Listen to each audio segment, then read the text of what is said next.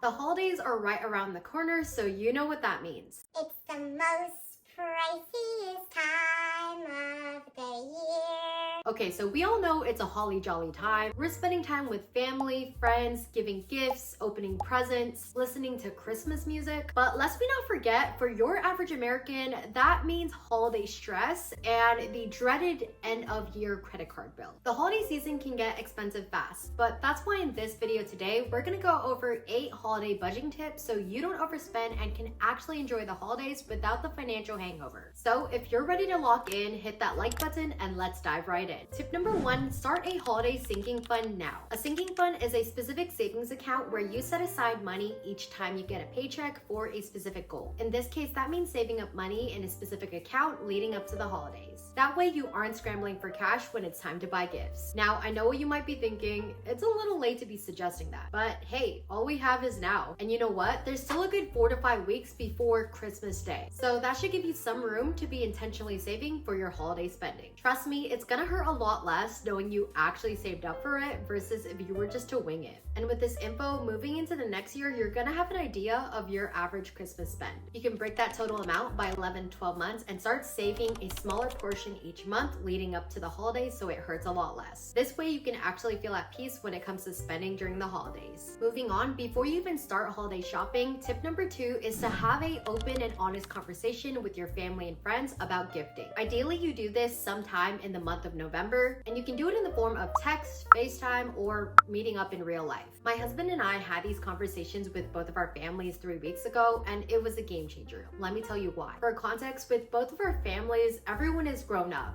Everyone is 20 and up in their careers, and we all have everything that we need. So to be honest, I've been slowly planting the idea to both families throughout the year that we need to stop buying individual gifts because it's becoming a lot, and instead just limit it to a gift exchange and use the rest of the money for a vacation. Because I know that we're all finding in this season of our lives that we would rather have experiences over material items. So with that being said, during the family meeting, it actually happened. We decided to do White Elephant and Secret Santa with a price limit, and this way it's a lot less stressful to shop for each and every one, but everyone still gets a meaningful gift. And with the rest of the money we would have spent, we're gonna start saving up for a vacation in 2025. So if you're in your 20s and your family is a lot like mine where everyone has what they need, proposing a holiday gift exchange and saving up for a vacation might be a better way to save some money and spend quality time together. Also, if you've been wondering how much do financial experts suggest on spending on holiday gifts, they recommend not spending more than 1.5% of your annual income on holiday gifts. This is a great simple guideline to help you keep spending in check. So just to give you a tangible example, let's say you make $50,000, 1.5% of that is $750. So you should not spend more than $750 on holiday gifts. Moving on to tip number 3, create a holiday budget and list. Ideally, you've talked to your family and friends to gauge the vibes of gifting this season, and so it'll be really easy for you to create a list of everyone you need to buy a gift for, as well as the price limit. For me, my gifting budget and holiday list looks something like this, and so my total spend will be around $300 to $400 on gifts for family and friends. Now, after you write everyone you plan to buy a gift for and the budgeted amount, you also want to put your budget for food, experiences, travel, and decorations. Having this list and sticking to it will prevent those impulse buys. And if y'all are nosy and you're wondering where is my husband on this line item, we have always been all out on Christmas gifts to each other. And to give you an idea, last year he got me a Aritzia Super Puff and I got him 2 Lululemon pants and these Nike shoes that he wanted.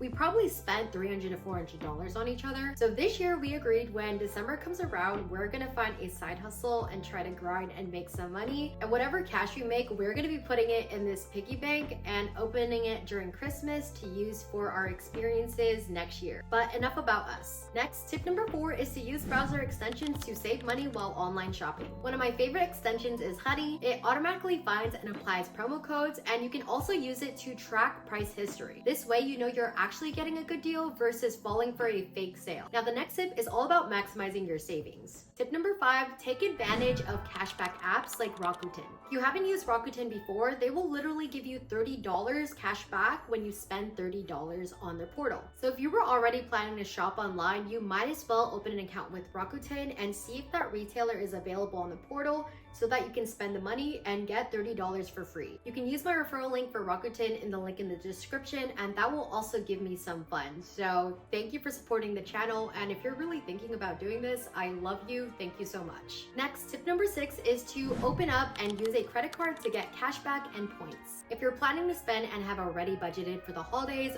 why not get rewarded by using a credit card? I actually made a video on the top 5 travel credit cards I've used to fund free travel, and I'll put it somewhere here. Basically, when you open up one of these travel credit cards, they may have a welcome bonus points that you can get if you meet a minimum required spend. And if you meet that spend, you might have enough points to fund your vacations for 2025. So if you like free travel, definitely look into that. I'll link the video somewhere here, and I also have links to my favorite travel credit cards where I will also get some points. Again, this tip is only for responsible credit card users. This only works if you already have the money and you can pay your balance in full each and every time. Otherwise, you don't want to be opening up a credit card and spending money that you don't have, because then you'll incur interest, and that basically just cancels out the rewards. So I hope I'm clear on that. Next, tip number 7 is to make DIY gifts or give experiences instead of material items. Handmade gifts like baked goods or arts and crafts are personal, and they cost a fraction of the price. I personally picked up crocheting so that I can learn how to create some cute arts and crafts. I've learned how to make some DIY coasters, and I'm hoping that I can gift my family and friends some of this. And in terms of experiences, it may not sound like a lot, but actually hosting and having a homemade dinner at your house is pretty meaningful and can go a long way. And last but not least, tip number 8 is to plan ahead and shop early. Last minute shopping almost always leads to overspending because you feel rushed and you have limited options. Personally, I'm planning to get my Christmas shopping done by Black Friday, Cyber Monday, and Travel Tuesday, and you should too. Just remember, it's okay to say no to unnecessary purchases. At the end of the day, the holidays are about spending time with your loved ones, not spending money and breaking the bank. So that's it, friends. Those are the 8 budgeting tips to help you avoid overspending this holiday season. Now, if you found this video helpful, don't forget to give it a thumbs up and subscribe for more money saving tips like this. And if you made it this far, comment below the snowman emoji so I know you're a real one, and let me know what your favorite money saving hacks is. Happy holidays, thank you for watching, and I'll see you in the next video.